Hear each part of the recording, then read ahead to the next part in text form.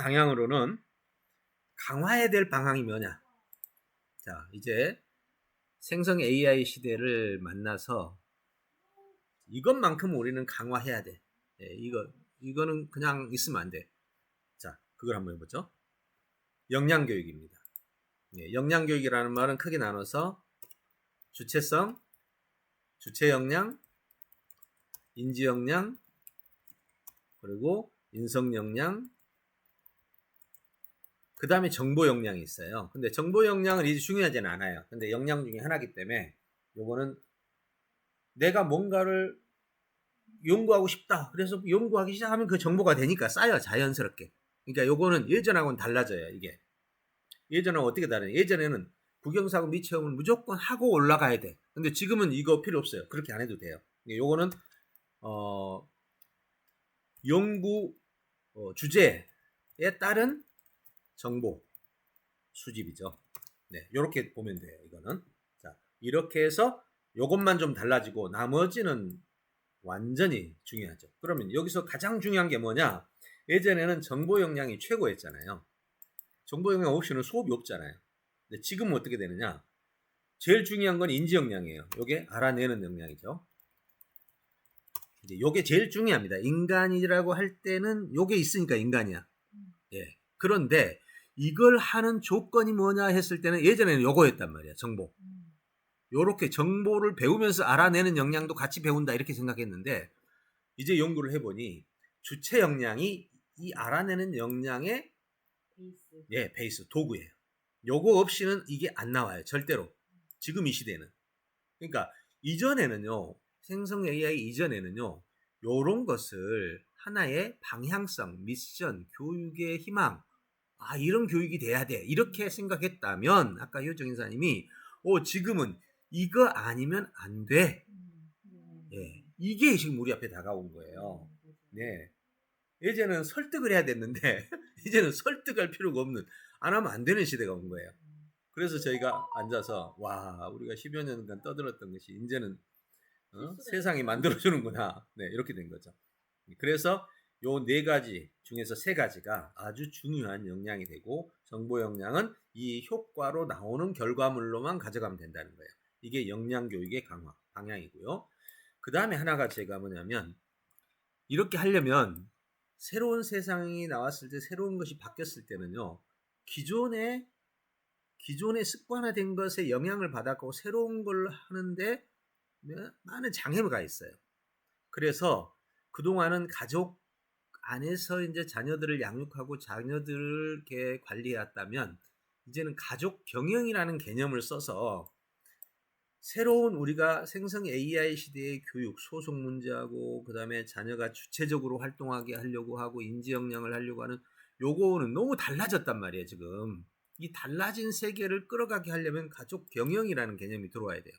네, 그래서 학교 경영과 가족 경영이 같이 맞물리고 그다음에 학생은 학급 경영, 학생 경영, 가족 경영, 학교 경영 요게 뭉쳐서 진짜 우리가 생각하는 제대로 된 경영이 이 안에서 이루어집니다. 그래서 강화 방향의 두 번째가 이겁니다. 그 다음 이제 세 번째가 스쿨 소속의 강화예요. 요거는 어떤 면에서는 일반 학교에서는 따질 게 없어요. 그냥 한번 학교 들어가면 떠난다는 생각 자체를 하기 어렵단 말이에요. 그냥 소속이랑은 당연한 건데 우리는 새로 만들기 때문에 신규 활동에 따른 필요죠. 그래서 우리는 이 스쿨 소속에 대해서는 명확하게 잡고 가야 돼요.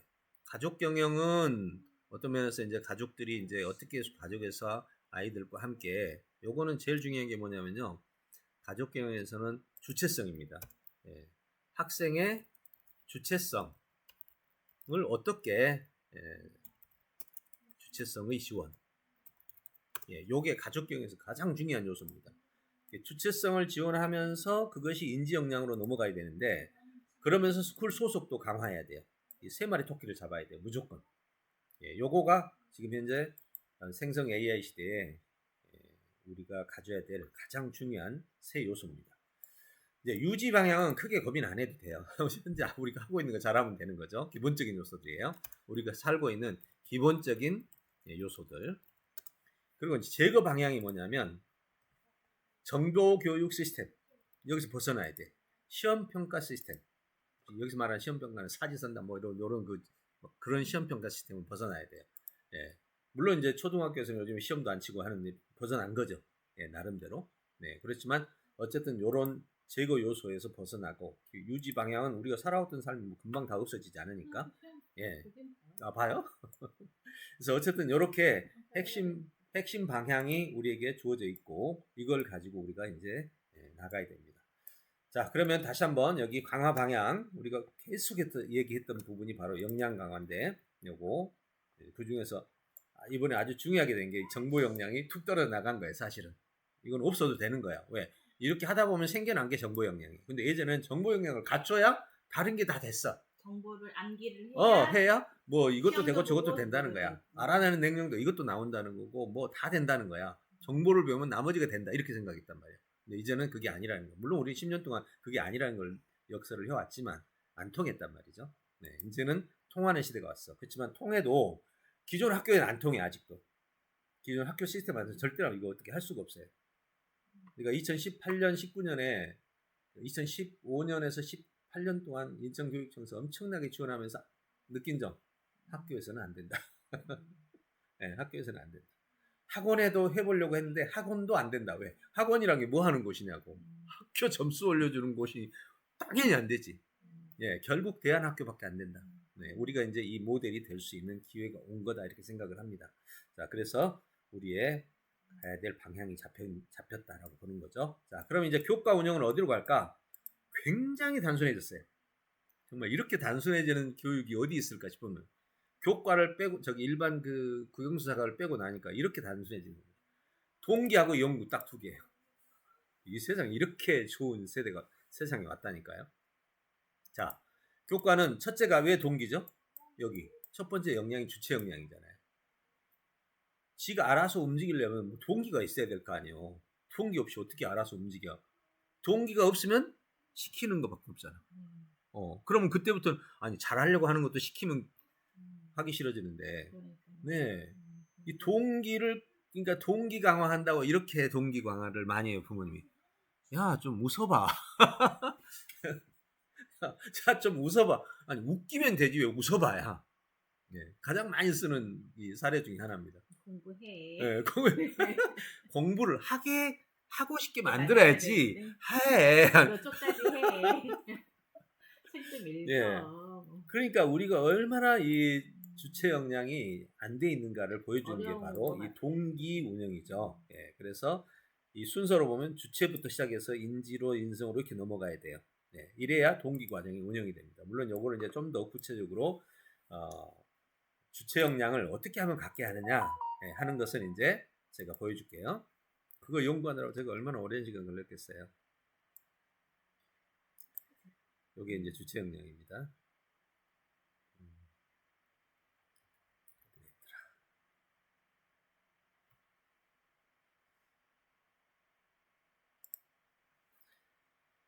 여기 보면 자, 보세요. 역량 분류표라고 있죠.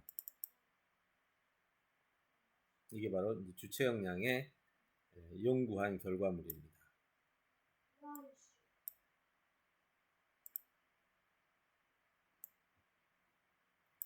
그러니까 또 오래 걸리네.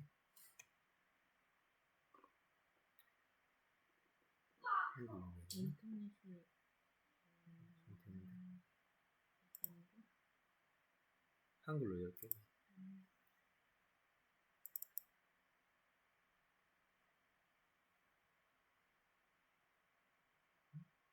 네, 열렸네요. 요게 지금 현재 역량 분석표거든요.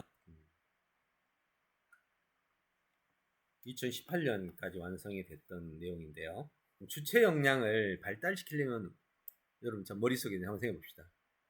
주체 역량 이제 여기 상태에서 놓고 자, 주체 역량을 발달시키려면 개발시키려면 뭐 해야지? 머릿속에 딱히 잘 안 떠오르잖아요. 그리고 내가 떠올린 것이 맞았는지 틀린지 잘 모르지. 주체 역량은 어디서부터 시작되는 줄 아세요? 바로 신체에서부터 시작돼요. 놀랍게도.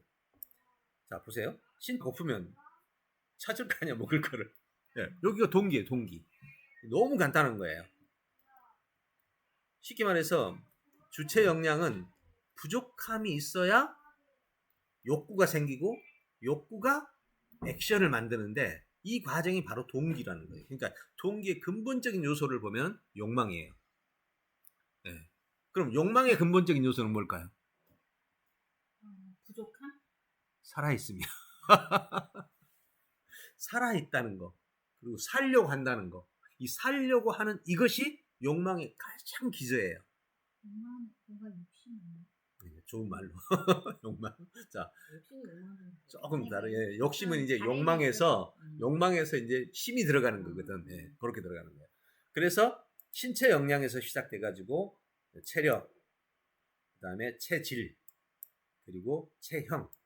이제 체형은 좀 나이가 들면 날씬했으면 좋겠다 이런 식의 욕망을 갖게 되는 거고, 그죠? 예, 체질이라는 거는 몸이 건강했으면 좋겠다는 식사 관리고, 예, 체력은 몸의 능력들이겠죠. 예, 예, 예.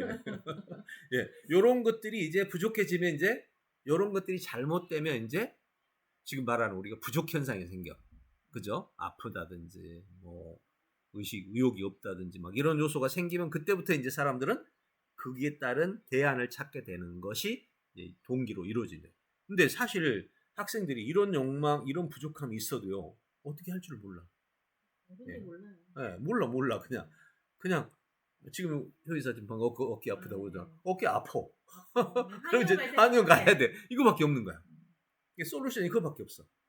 이런 것들이 이제 내가 해결해야 되겠다. 저 같은 경우 이제 이런 거 딱 어깨 딱 아프잖아요. 거의 하루 안에 다 고치고 정상으로 돼서 나옵니다. 그 이제 연구를 하는 거죠. 예, 그러면 근육도 찾아보고 어떤 상태에서 내가 아픈지도 찾아보고. 지난번에 한번 내가 루이스한테 한 얘기 있는데 갑자기 어깨가 굉장히 막 아픈 거예요. 통증 형태가 막 여러 가지 있겠지만 다 아파요.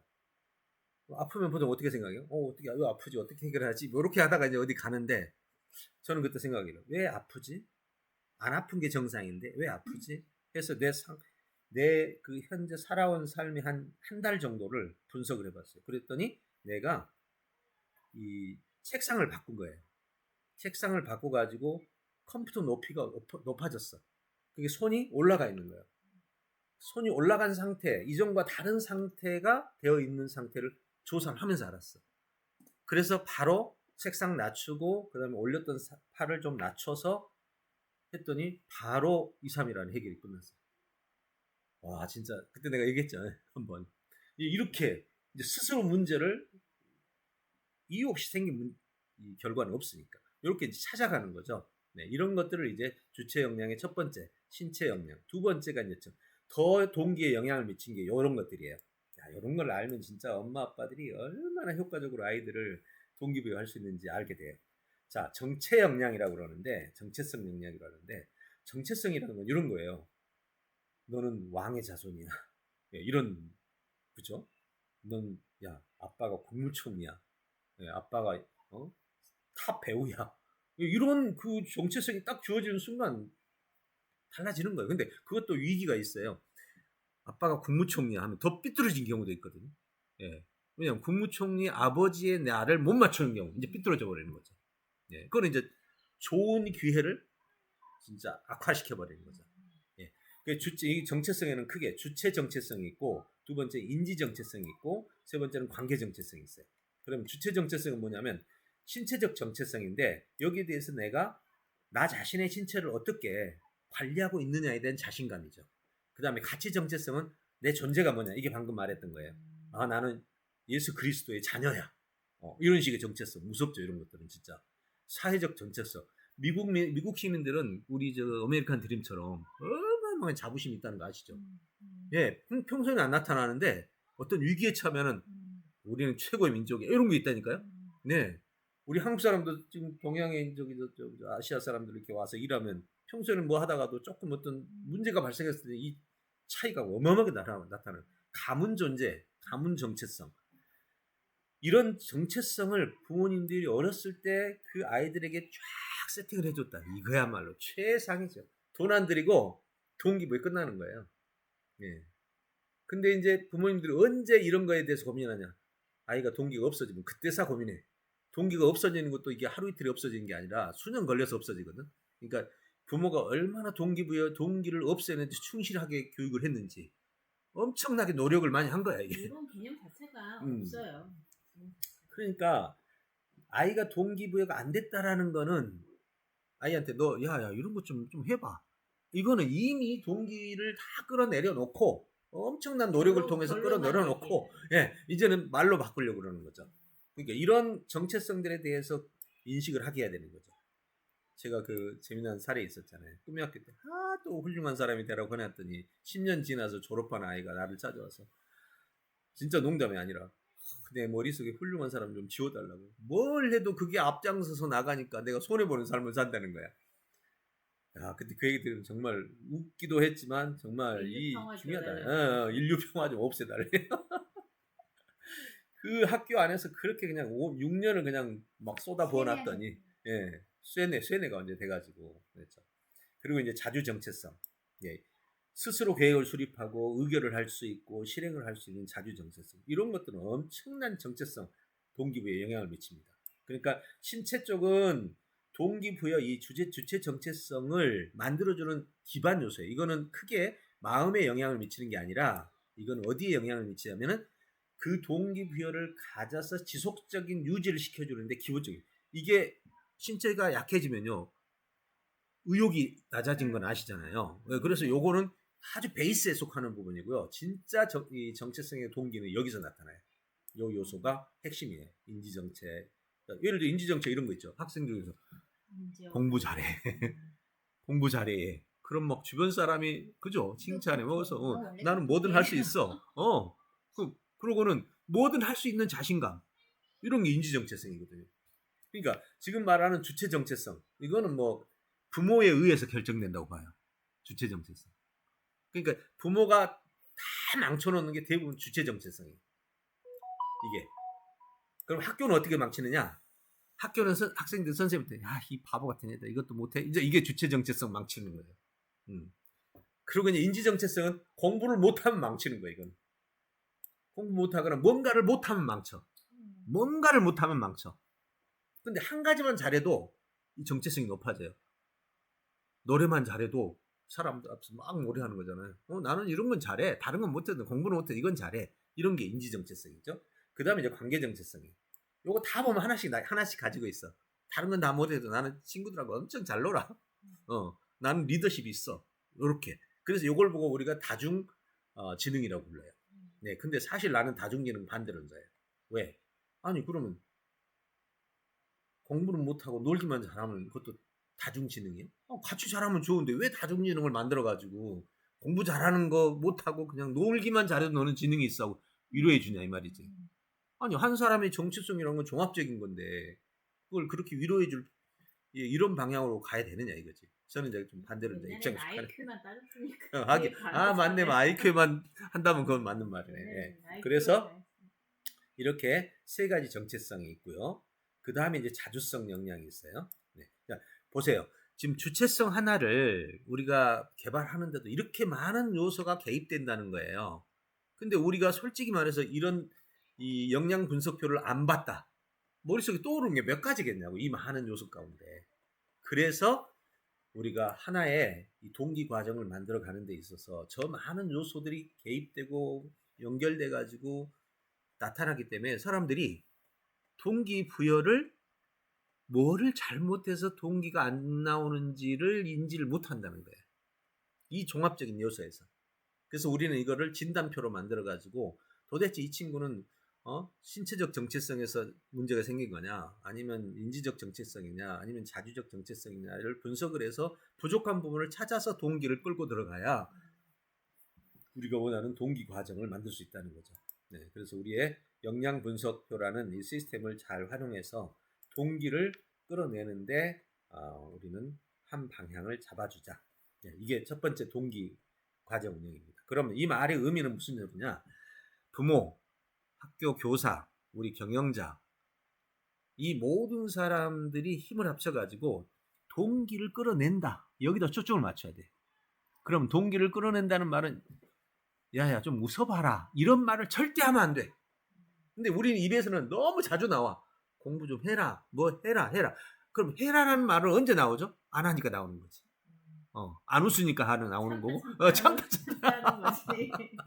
안 하니까 나오는 거야.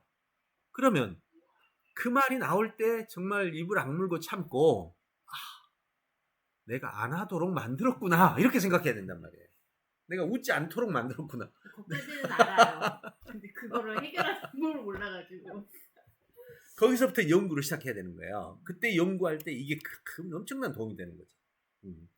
여기서부터 이제 그러니까 우리 부모들이 여기서는 우리도 일주일에 한 번씩은 모여서 이런 공부를 하고 내가 아이에게 이렇게 해야 되겠구나 하게끔 만들어주는 그 원인을 자기가 했다고 생각하게끔 만들어주는 그런 연구 작업들을 우리가 해야 돼요. 몰라서는 안 됩니다. 모르면 항상 대응을 시키잖아요.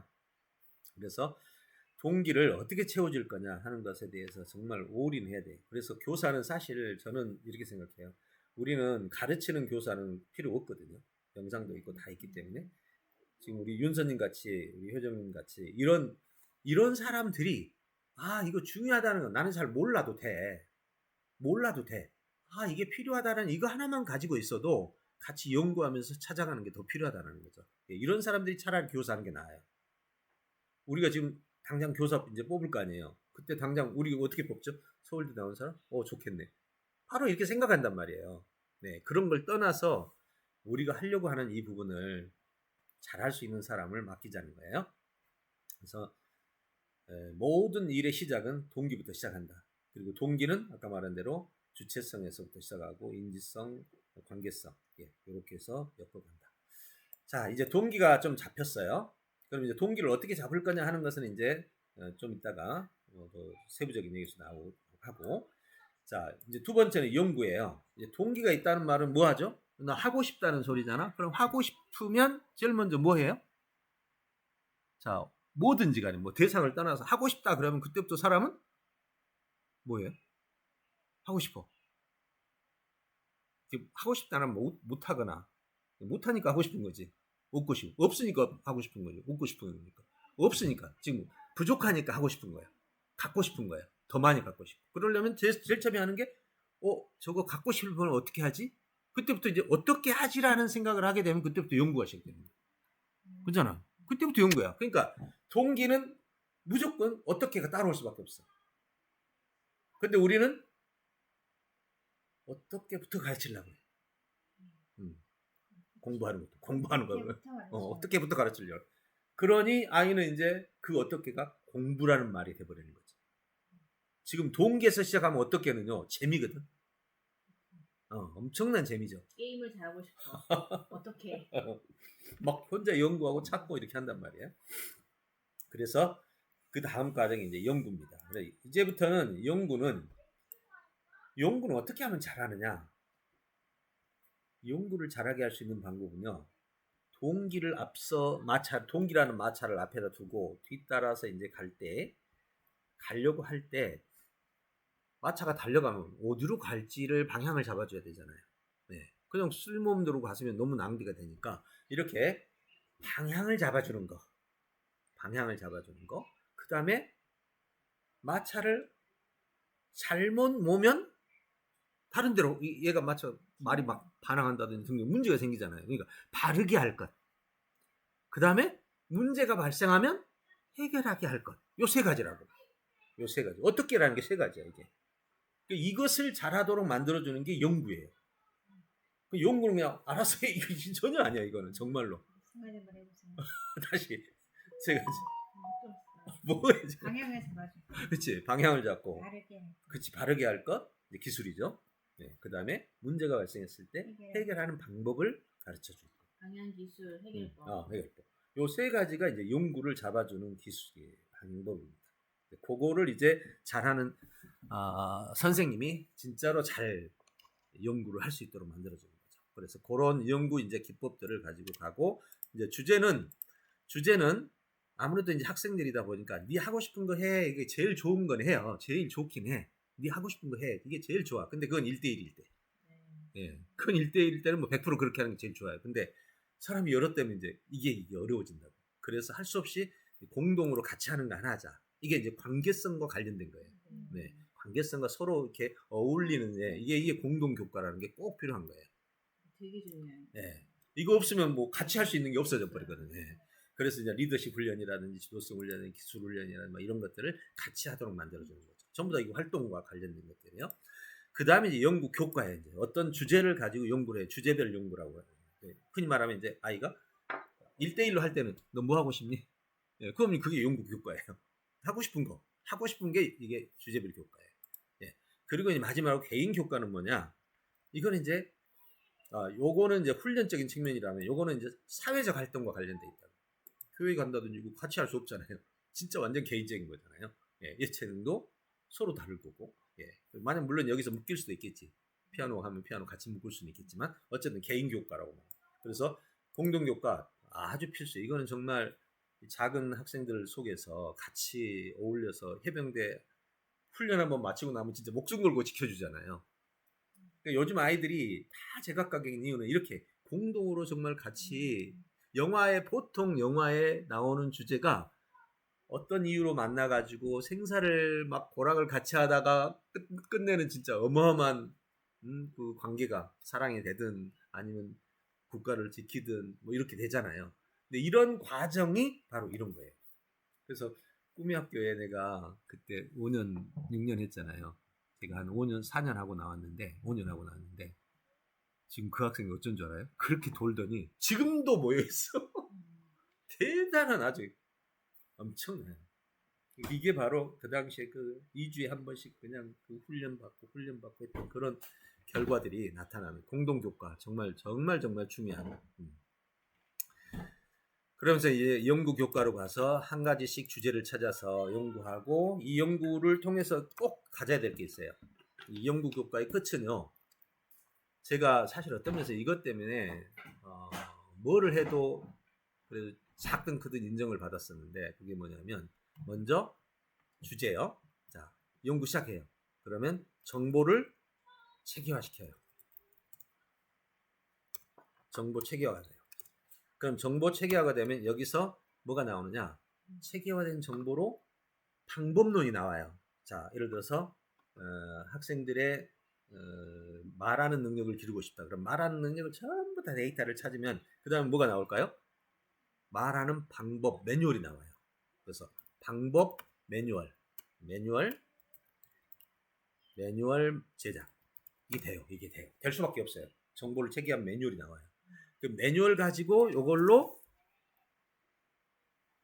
사업 활동, 이게 사업이라는 이제 그 규모, 사업이라는 구조 있죠. 사업이라는 구조로 들어가는 거예요.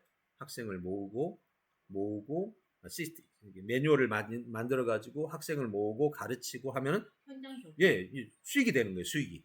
예. 그럼 여기에 이제 바로 사업화 적용이 되는 거예요.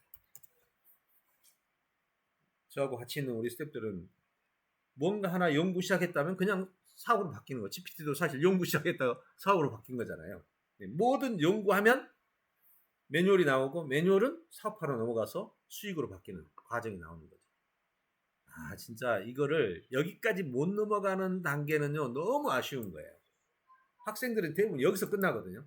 뭐 브리핑하고 발표하고 이 정도로 끝나버리는데 그게 아니고 여기까지 가야 돼요. 만약에 잘 들어보세요. 우리가 가볍게 가면 3개월 연구하고 서로 발표하고 끝날 수 있어요. 근데 저는 솔직히 이제 이렇게 했으면 좋겠어요. 3개월 동안에 뭘 해야 되느냐?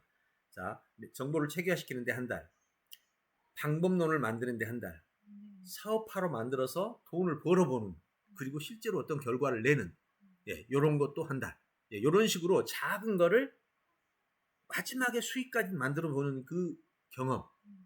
이러면 이제 아마 학교 다니다가 한 3년 지나면 다 나가서 사업할 거예요. 너무 원하는 거 같죠. 그죠? 모두가 원하는 거예요, 이게. 네. 정말 중요한 겁니다. 그래서 우리는 어떻게 해야 되느냐? 근데 이제 그렇게 하다 보면 약점이 있어요. 이게 뭐냐면 짧은 기간 동안에 작은 걸 연구했고 수익화까지 내고 나면 내가 할 수 있다는 자신감이 생겨요, 진짜로. 그럼 사실 공부할 필요가 없는 거거든. 솔직히 사회에서 공부 안 하다가 어떤 뭐 바둑 하나에 재미를 붙여갖고 바둑으로 어릴 때 성공해가지고 돈 많이 버는 더 이상 공부할 이유가 뭐가 있냐고.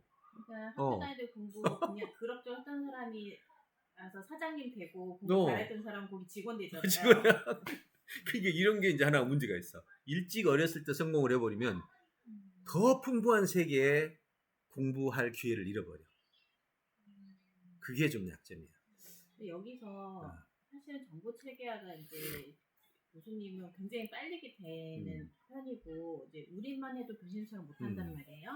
근데 아이들 같은 경우는 정보 체계화 정보 체계화된 거 가지고 체계화를 공부하는 거를 16년 하는 거잖아요. 사실은. 그렇지. 교과서에 체계화 시켜놓은 걸 가지고 하는 이 거지. 부분이 사실은 거의 저는 한 뭐 6개월에서 1년을 훈련시켜야 되는 부분을 생각이 들어서. 그죠. 이거를 이제 이것만 훈련시키면 애들이 지루해. 그러니까 이제 이거를 짧은 시간 어떻게 하냐면, 그래서 프로젝터에서 이거 체계화 시키고 매뉴얼 만들고 보니까 오 사업화가 되네.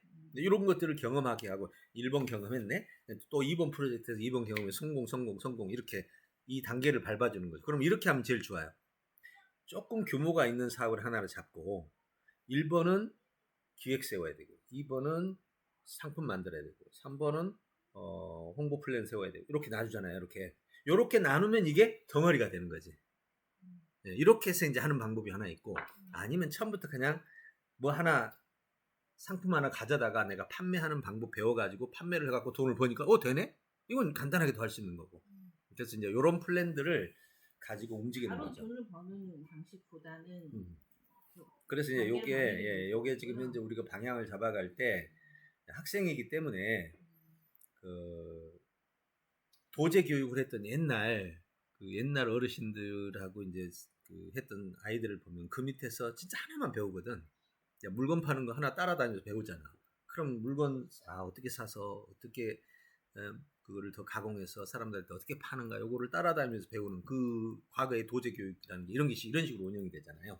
풀무질하는 것도 마찬가지고. 그런데 저희가 예전에 교육할 때 영화 가지고 영화 분석하는 거 그것도 영화 체계화잖아요. 그리고 그렇죠. 굉장히 다양한 시각으로 이렇게 보는 눈을 이렇게 보는 PD 관점으로 보게 한다든지 하는 그런 교육들이 있는데 그러니까 그런 것들을 훈련하고 발표하고 하는 것들은 초반에 그걸 하고 그렇죠. 나서 많이 필요하지. 그게 어느 정도 된 다음에 이 단계를 넘어가야 되는 이제 거야. 제일 좋은 거는 이거예요. 작은 걸 하나 해가지고 성과를 만들어내고 그러니까 해보니까 되네 해서 그 다음 주제로 넘어가는 거예요. 다음 연결 주제. 제가 이제 책 읽기를 많이 좋아했고 책 읽기를 가지고 이제 하다 보니까 글을 쓰고 싶은 거야. 책을 읽으면 글을 쓰고 싶어요. 글을 쓰려고 하면 잘 안 써지지.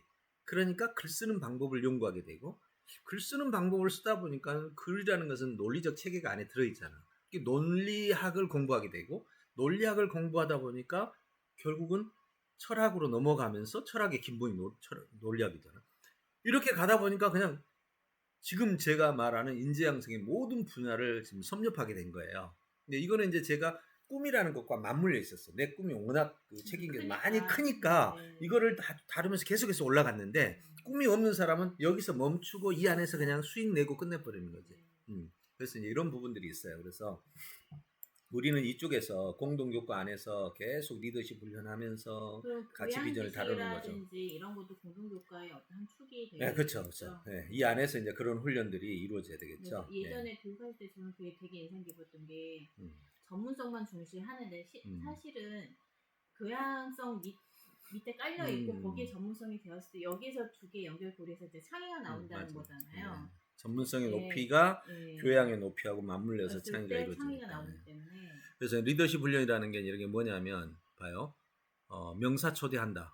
그럼 당장 그 사람 책부터 읽고 초대할 거 아니에요.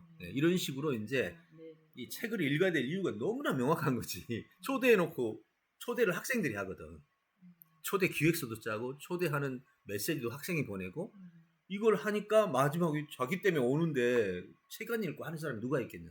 그러니까 꿈의 학교 때 그렇게 많은 책들을 읽어냈던 게 이런 이제 방식들 그런 것들이 또 하나의 동기와 주체성을 준 거지. 그래서 이런 방식으로 이제 연구를 해야 되고요. 그다음 이제 개인 교과는 요거는 이제 말 그대로 이제 부모님과 아이하고 그 희망사항을 따라가는 진짜 개인적인 요소니까 또 여러 가지 요소가 있습니다. 자, 이렇게 해서 연구 교과의 세 요소가 이루어집니다. 그래서 아이들이 좋아하는 게 진짜 이거 좋아해요. 같이 어울리고 유명인사 초대하고 인터뷰 따로 가고. 근데 인터뷰 따로 갈 때 막 두려워 죽는 거야. 아주 그죠 느낌이. 아, 우리도 어른들은 그렇지. 가서 두고 네, 나면 막. 다른데. 근데 얘들 뭐 두근두근하면서 그 만나러 가고 준비하고 하는 게 너무 재밌는 이게 거지. 혼자는 못하는데. 혼자 못하지. 그리고 이제 갔다 와서 다른 친구들이 막 브리핑하고 갔다 성공한 사례 보면 막 그 다음에 막 그냥 더 붙어서 하고 진짜 재밌어요. 그래서 이런 것들 하고 꿈이 아플 네. 때는 한 반에 몇 명이었어요? 한 반에 7명에서 12명. 12명. 코치는 한 10명 내외로 돼야 이게 운영이 네, 그렇죠. 예, 제일 좀, 좋지. 공동 자, 교과학이라. 이제 좀 이해되시죠? 교과 운영. 정말 우리처럼 이렇게 단순한 게 없어요. 예. 이렇게 단순한 시기를 또 언제 맞겠냐고. 단순하지 않아요. 큰 모양만 모양이 단순해. 카테고리만 두 개 짓고 깊이는 훨씬 깊지. 숨어있는 예. 기술이 어딘데. 예. 모양만 국영수 사과는 사실 모양은 복잡해 보이는데 그러니까 네, 예, 그냥 네. 정보학습이고. 예, 정보학습이지. 사실 뭐 그거는 뭐 요즘에 뭐 강의가 카드 잘 나와가지고 아무거나 해도 되니까. 자, 이제 교과 운영 이 정도 정리했고요. 자, 이번에는 이제 경영 방향 보겠습니다.